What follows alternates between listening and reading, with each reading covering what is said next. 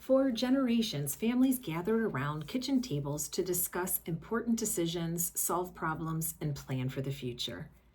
The kitchen table was where families talked through finances, parenting, future plans, challenges, and transitions. It was a place for communication, familiarity, and problem solving. So why has divorce become something that immediately leaves the kitchen table and enters an adversarial system? Welcome back to the Restorative Divorce Podcast. I'm Erin Birt, family law attorney, mediator, and creator of the kitchen table divorce and restorative divorce approaches. For more than 20 years, I've worked with families navigating divorce, co-parenting issues, conflict resolution, and major life transitions. Earlier in my career, I also handled litigation and guardian ad litem work, which gave me a close look at how family conflict impacts not only the parents, but children and long-term family dynamics as well. Right now, we're going to explore what is the kitchen table divorce. Now, you may want to listen to Season 1, Episode 7, where I have a conversation with my divorce paralegal, Tyler Birt, about who can have a kitchen table divorce and tips for a successful kitchen table divorce. Now, over the years, and even more so since Season 1 of our podcast, I kept noticing something important. Many families did not necessarily need more court, they needed more structure, more education, more thoughtful planning, more calm decision-making before the legal system intensified the situation. That realization eventually led me to create the kitchen table divorce concept and later write the book by the same name. When people first hear the phrase the kitchen table divorce, they sometimes assume it simply means a do-it-yourself divorce where nobody gets professional guidance from an attorney. That is not what I mean. The kitchen table divorce is really a philosophy about creating enough structure, communication, and early planning to help families reduce unnecessary conflict and escalation while still making informed and legally sound decisions.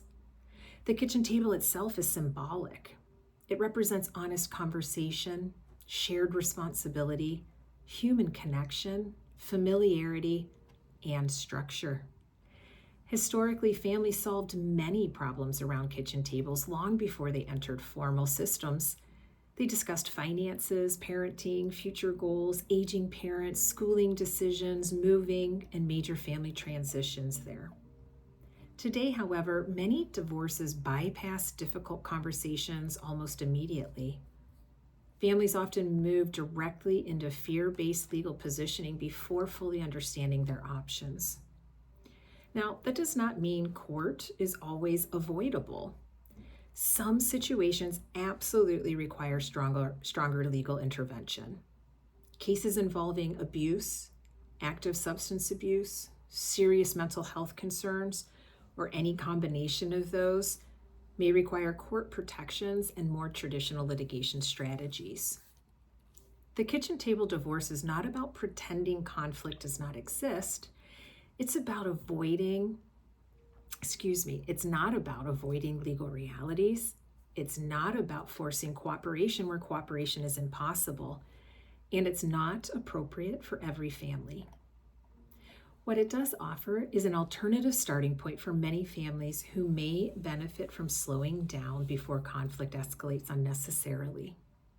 At its core, the kitchen table divorce is built around several key principles. The first is open communication. Not perfect communication, not emotional perfection, but enough honesty and transparency to begin productive discussions. The second is structured discussion. One of the biggest problems I see during divorce is that conversations happen reactively. Parents discuss major issues late at night through text messages, during emotional arguments, or after hearing upsetting advice from friends or social media. That rarely produces thoughtful outcomes. Structured discussions create calmer environments for decision making. Now, the third principle is focusing on the future. Divorce naturally involves grief, frustration, disappointment, and sometimes anger, but eventually parents have to shift from arguing about the past towards planning for the future. What kind of co-parenting relationship do you want? What kind of emotional environment do you want your children growing up in? What kind of financial stability do both parties need moving forward? Those are future-focused questions. Another important principle of the kitchen table divorce is mutual respect. Now, that doesn't mean people suddenly become best friends during divorce, but it does mean recognizing that reducing unnecessary hostility often benefits everyone involved, especially the children. And finally, the philosophy focuses on reducing unnecessary conflict whenever possible. Notice I said unnecessary conflict. Some conflict during divorce is inevitable, but there is a major difference between necessary legal protection and reactive escalation that increases emotional and financial damage. Now, one reason many families are drawn towards the kitchen table divorce approach is because modern court systems can be incredibly overwhelming. Families that enter the court system often feel like they lose control over the decisions. They lose control over those decisions that affect their finances, their schedules, their children, their future. And they also see that court calendars move slowly. They know that hearings can feel intimidating.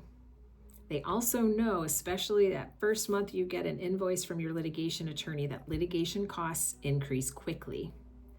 And many parents out there feel emotionally depleted by the court process.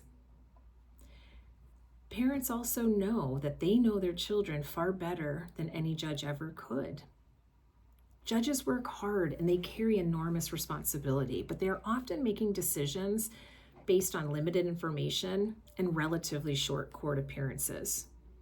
And that reality causes many parents to seek a more personalized and collaborative pathway whenever possible. The inspiration behind the kitchen table divorce came directly from my years working with families in different stages of conflict. I saw parents who entered the legal system far earlier than necessary because they were afraid and lacked guidance. I saw couples who might have resolved issues through structured discussions become increasingly adversarial after reactive legal filings. And I saw children quietly absorbing the emotional atmosphere around them while parents focused primarily on legal strategy. And I also saw families spend enormous amounts of money escalating conflict when what they often needed earlier was legal education, organization, and a legal process roadmap. Now, this does not mean attorneys are unnecessary.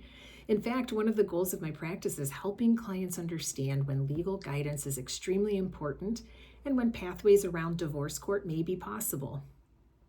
So let's briefly discuss the differences between several common divorce approaches because people become confused by divorce-related terms. Litigation is the traditional adversarial legal process where attorneys advocate client positions through formal court procedures. Sometimes litigation is necessary, especially in high conflict or unsafe situations. The other term that is less familiar is mediation. Now, mediation involves a neutral professional helping both parties negotiate agreements outside of the court system. And then there's guided negotiation. Guided negotiation is often a middle ground approach where one or both parties receive professional guidance from perhaps an attorney and a mediator and a coach, and they receive education and structure while still trying to resolve matters cooperatively and outside of the court system. The kitchen table divorce planning approach focuses on helping families organize information, understand the issues, structure their discussions, and create thoughtful next steps before any unnecessary escalation occurs. In my own practice, I now focus heavily on divorce court prevention, such as out-of-court resolutions, mediation, structured planning sessions, and restorative divorce approaches because I believe there are many families out there that benefit from a structured and more thoughtful process. That does not mean avoiding hard conversations. It means creating environments where couples make better decisions that are more likely to happen. One thing I often tell clients is this: the goal is not perfection. The goal is creating enough structure, education, and cooperation to move forward informed and with less unnecessary damage. For some families, that may involve mediation. For others, that may involve one-on-one legal guidance combined with structured planning. And for some, it may involve limited attorney support while maintaining substantial control over their divorce process. Every family is different. If you're listening to this podcast while navigating divorce, uncertainty, or co-parenting concerns, I want you to know that slowing down to understand your options is not a weakness. Thoughtful planning is not a weakness. Seeking education before escalation is not a weakness. In many situations, it's one of the smartest things a family can do that produces better outcomes for the entire family, including the children. Thank you for joining me for episode 2 of season 4 of the Restorative Divorce Podcast. In our next episode, we'll discuss one of the biggest misconceptions surrounding divorce today, the myth of the fully DIY divorce and where professional legal guidance still matters. To learn more about the kitchen table divorce, mediation services, planning sessions, speaking engagements, or divorce court prevention approaches, visit birtlaw.com. And if this episode was helpful, please subscribe, share it with someone who may benefit from it, and leave a review or comment to help more families discover healthier pathways through divorce.